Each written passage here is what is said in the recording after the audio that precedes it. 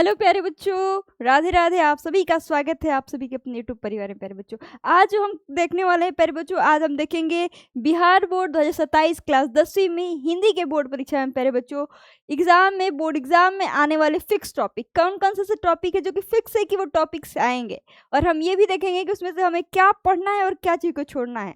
ठीक है, तो हम देखते हैं, हम शुरुआत करते हैं। पहले प्यारे बच्चों, हम तो ये जानते हैं कि जो हमारा सिलेबस है, ठीक है, हमारा सिलेबस क्या है, हमारे एग्जाम में पैटर्न हमारे एग्जाम का क्या होता है। तो जो हमारे एग्जाम का पैटर्न होता है प्यारे बच्चों, ठीक है, जो हमारे एग्जाम का पैटर्न होता है वो 2 भागों में, ठीक है ना। कितने भागों में बांटा गया है? 2 भागों में। ठीक, जो हमारा बोर्ड एग्जाम है प्यारे बच्चों, बिहार बोर्ड बीईसी भी जो एग्जाम लेता है, बिहार स्कूल एग्जामिनेशन बोर्ड जो हमारा एग्जाम लेता है 10वीं का, वो 2 भागों में। पहला तो हमारा ऑब्जेक्टिव वस्तुनिष्ठ जिसमें प्रश्न होते हैं, ठीक है, वस्तुनिष्ठ प्रश्न, और कौन कौन सी प्यारे बच्चों? सब्जेक्टिव, ठीक है ना, सब विषयनिष्ठ, ठीक है, सब्जेक्टिव क्वेश्चन और ऑब्जेक्टिव टाइप क्वेश्चंस होते हैं। ठीक है बच्चा, सब्जेक्टिव और ऑब्जेक्टिव 2 टाइप के हमारे क्वेश्चन पूछे जाते हैं। इसमें से प्यारे बच्चों ऑब्जेक्टिव जो क्वेश्चन होते हैं, पूरे पेपर कितने नंबर का होता है? 200 नंबर का। पेपर का नंबर कितना होता है? 200 नंबर का। और करने कितने आपको, सॉल्व कितने करने हैं? 100 नंबर के। सबसे आसान, बहुत ईजी एकदम।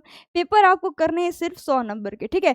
तो ऑब्जेक्टिव में आपको 50 करने हैं प्यारे बच्चों, 50 नंबर के आपके ऑब्जेक्टिव करने हैं, ठीक है। और क्या चीज़ के करने हैं प्यारे बच्चों? 50 नंबर के ऑब्जेक्टिव और 50 नंबर के आपके सब्जेक्टिव। दोनों में प्यारे बच्चों 100 नंबर के प्रश्न रहते हैं, लेकिन आपको 50% ही करना होता है। ठीक है, अब हम आगे देखते हैं कि कौन कौन से सब्जेक्ट, कौन कौन से टॉपिक से हमारे क्वेश्चन आते हैं, किस किस टॉपिक से ज़्यादा ही पोस्ट क्वेश्चन पूछे जाते हैं, फिक्स टॉपिक कौन कौन से। ठीक है, तो प्यारे बच्चों जो आप जानते हैं कि आपका जो हिंदी है प्यारे बच्चों, हिंदी का जो आपका पुस्तक है, हिंदी 2 आपके पुस्तक है, ठीक है। एक तो गद्य खंड है और दूसरा है आपका पद खंड, ठीक है। उसके बाद आपके अनुच्छेद से पोस्ट क्वेश्चन पूछा जाएगा, अनुच्छेद से फिर आपको पत्र लेखन दिया जाता है, फिर आपके क्वेश्चन आंसर, लघु उत्तरीय प्रश्न, दीर्घ उत्तरीय प्रश्न, आपको भावार्थ लिखने के लिए दिया जाता है एग्जाम में।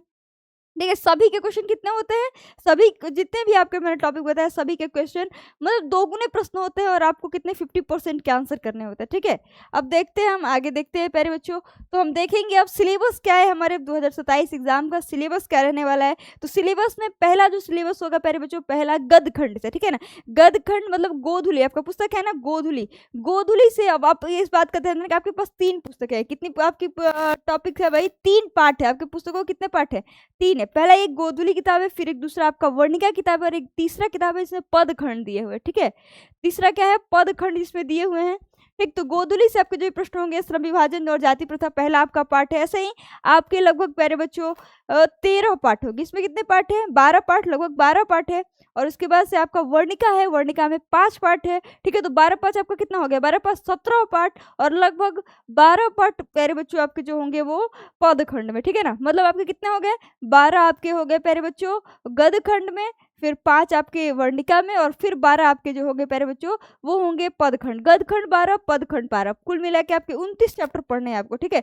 29 पार्ट पढ़ने हैं आपको, और 29 चैप्टर से लगभग 60% से 60-70 क्वेश्चन पूछे जाते हैं, ठीक है। 200 में से 60-70 क्वेश्चन जो प्यारे बच्चे पूछे जाएंगे वो आपके बुक से पूछे जाएंगे, 29 इन चैप्टरों में से पूछे जाएंगे, ठीक है।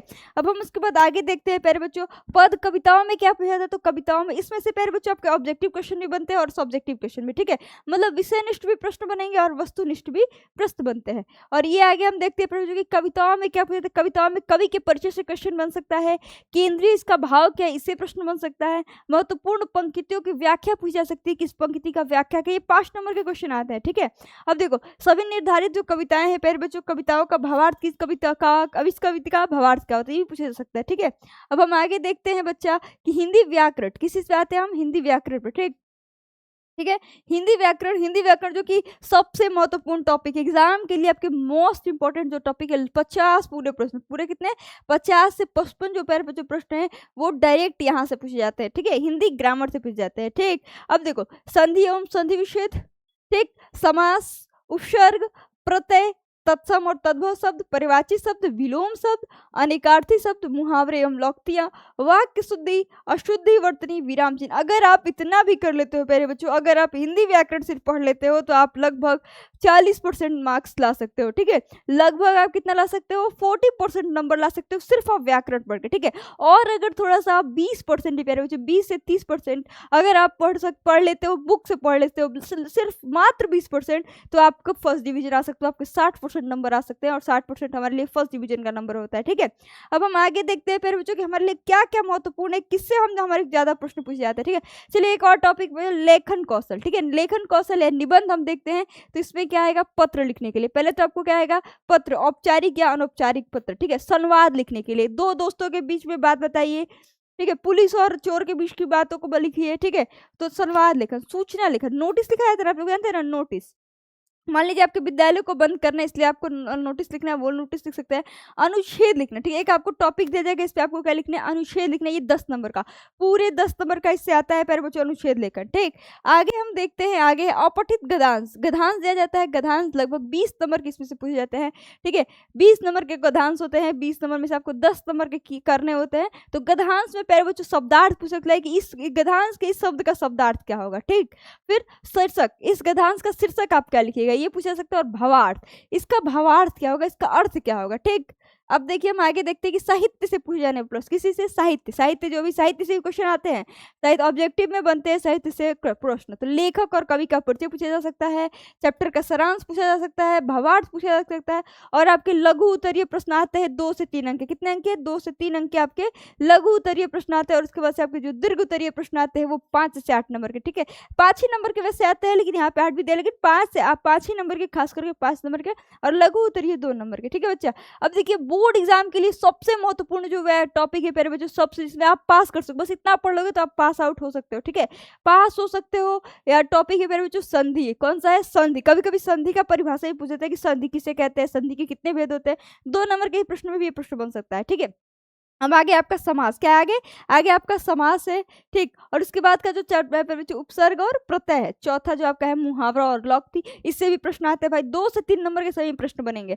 परिवाची और विलोम बहुत इंपॉर्टेंट है भाई। तत्सम तद्भव ये भी शब्द है। और वाक्य शुद्धि, ठीक है ना, वाक्य शुद्धि और शब्द शुद्धि दोनों से ही प्रश्न बनते हैं। तो बोर्ड परीक्षा के लिए सबसे जो इंपॉर्टेंट टॉपिक कहा जाए, महत्वपूर्ण टॉपिक यही था आपका। ठीक, तो आप इसको भी पढ़ करके पास हो सकते हो। ठीक है, आप इतना बस पढ़ लोगे ना 10-15 टॉपिक, तो आप पास सकते हो। और अगर आप सिर्फ प्यारे बच्चों हिंदी ग्रामर पढ़ते हो, हिंदी ग्रामर सिर्फ पढ़ते हो, तो आप लगभग 40% मार्क्स ला सकते हो। ठीक है, लगभग 40 नंबर आपके आ जाएंगे बोर्ड की परीक्षा में। और अगर आप प्यारे बच्चों थोड़ा सा पढ़ लोगे, क्या चीज़, आप थोड़ा सा बुक को पढ़ लोगे, आप थोड़ा सा क्वेश्चन आंसर करना सीख जाओगे, तो आपके 60% आ जाएंगे हिंदी में। ठीक है, किस चीज़ में, हिंदी में आपके 60 नंबर आ सकते हैं। ठीक, तो मिलते हैं हम अगली वीडियो के साथ। अगर वीडियो आपको अच्छा लगे तो लाइक कीजिएगा, कमेंट कीजिएगा, और अगले टॉपिक पे आपको किस टॉपिक पे वीडियो चाहिए आप बताने का प्रयास कीजिएगा। थैंक यू बच्चों।